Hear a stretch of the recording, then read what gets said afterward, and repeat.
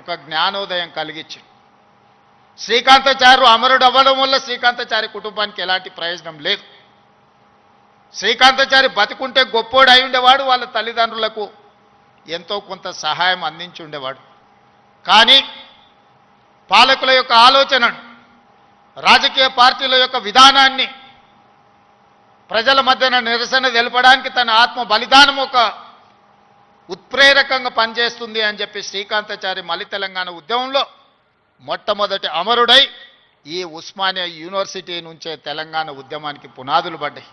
ఓ Yadaiah Osmania university gate దగ్గర నిటారుగా నిలబడి పెట్రోల్ పోసుకొని తగలబెట్టుకొని అగ్గిపుల్ల గీరితే కాల్తేనే అమ్మా అనే మనము యాదయ్య జై తెలంగాణ అని చెప్పి తెలంగాణ రాష్ట్ర సాధనలో సమిదై ఈరోజు ఈ ఉస్మానియా యూనివర్సిటీలో ఒక ఈశాన్ రెడ్డి, ఒక వేణుగోపాల్ రెడ్డి ఈ ఉస్మానియా యూనివర్సిటీ నుంచే తెలంగాణ రాష్ట్ర సాధనలో సమిదలైన ఈరోజు చరిత్రలో మనం వాళ్ళని స్మరించుకోవాల్సిన అవసరం ఉన్నది. ఈ ఉస్మానియా యూనివర్సిటీ ఈ దేశానికి డాక్టర్లను, లాయర్లను, ఇంజనీర్లనే కాదు ఐఏఎస్లను, ఐపీఎస్లను అందించిన చరిత్ర ఈ ఉస్మానియా యూనివర్సిటీకి ఉంది.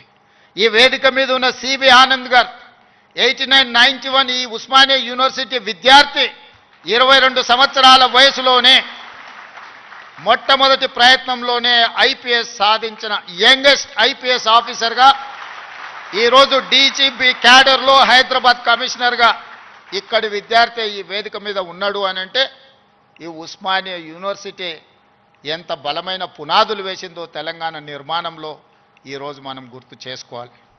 అందుకే మిత్రులారా, తెలంగాణలో ఏ సమస్య వచ్చినా, తెలంగాణ ప్రజలకు ఏ అవసరం వచ్చినా అండగా నిలబడే ఈ ఉస్మానియా యూనివర్సిటీ కళావిహీనమైపోయి వైస్ ఛాన్సలర్ల నియామకం జరగక, ప్రొఫెసర్లు రిటైర్ అయిపోతే ప్రమోషన్లు ఇవ్వక, అసోసియేట్ అసిస్టెంట్ ప్రొఫెసర్లను కాదు లెక్చరర్లను, నాన్ టీచింగ్ స్టాఫ్ను కూడా నియామకాలు చేయక కొద్ది కొద్దిగా క్యాన్సర్ లాగా ఈ ఉస్మానియా యూనివర్సిటీని నిర్వీర్యం చేసి తెలంగాణ సమాజానికి చైతన్యాన్ని అందించే ఈ ఉస్మానియా యూనివర్సిటీని కాల గర్భంలో కలిపేయాలని కుట్ర జరుగుతున్న సందర్భంలో ఖచ్చితంగా ఈ ఉస్మానియా యూనివర్సిటీ పూర్వ వైభవాన్ని మళ్ళీ ప్రారంభించాలి అనే ఒక గొప్ప ఆలోచనతోని నేను ముఖ్యమంత్రి అయిన మరుక్షణం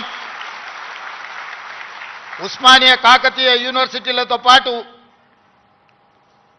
అంబేద్కర్ ఓపెన్ యూనివర్సిటీ నుంచి మొదలు పెడితే యూనివర్సిటీలను అన్నిటిని కూడా చదువుకే కాదు సామాజిక చైతన్యానికి వేదికలు కావాలి. ఈ యూనివర్సిటీల వైస్ ఛాన్సలర్కి ఒక సామాజిక స్పృహతో పాటు సామాజిక చైతన్యం ఉన్న వాళ్ళని నియమించాలి అని చెప్పి సామాజిక న్యాయాన్ని చేయడమే కాదు, చెప్పడమే కాదు, చేసి చూపించినాం.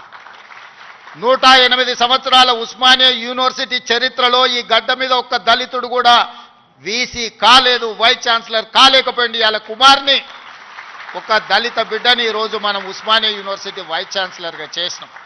దళితుడని చెయ్యలే, ఆయనలో ఉన్న నైపుణ్యాన్ని, చదువును గుర్తించి చదువుకున్నవాడు ఈ సమాజానికి ప్రయోజకుడవుతాడని చెప్పి ఈరోజు ఒక కుమార్ను వీసీగా నియమించడం జరిగింది.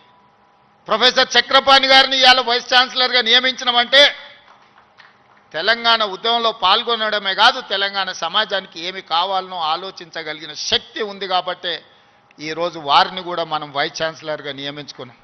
ప్రొఫెసర్ పురుషోత్తంని విద్యా కమిషన్లో ఈరోజు నియమించడము అని అంటే వారు చదువుకున్నారు కాబట్టి. ఇలా విద్యా కమిషన్ను మొట్టమొదటిసారి తెలంగాణ రాష్ట్రంలో ఏర్పాటు చేసుకుంటే అక్నూర్ మురళి ఐఏఎస్ ఆఫీసర్ని దానికి నియమించడమంటే, ఒక చారగొండ వెంకటేష్ని ఈ యూనివర్సిటీ విద్యార్థిని అందులో సభ్యుడిగా వేసినామంటే ఈరోజు వాళ్ళు చదువుకున్నారు, చైతన్యం ఉన్నది కాబట్టే ఈ సమాజానికి ప్రయోజనం చేకూరాలి అని ఈరోజు